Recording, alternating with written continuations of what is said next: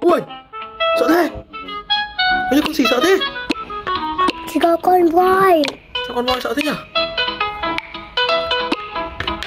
Ôi, Hỏng á. hỏng rồi, hỏng. Hết bánh kẹo rồi Vin ơi. Ui.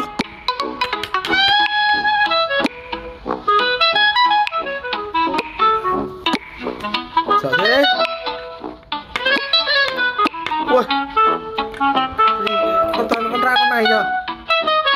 Rồi Vin ơi, thua rồi.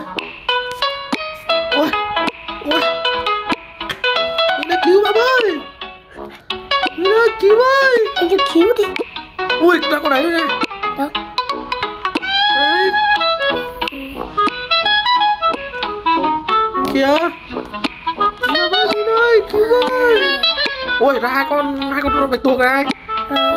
Garam-raman dan madu dung dung tak tuntung perkuntung.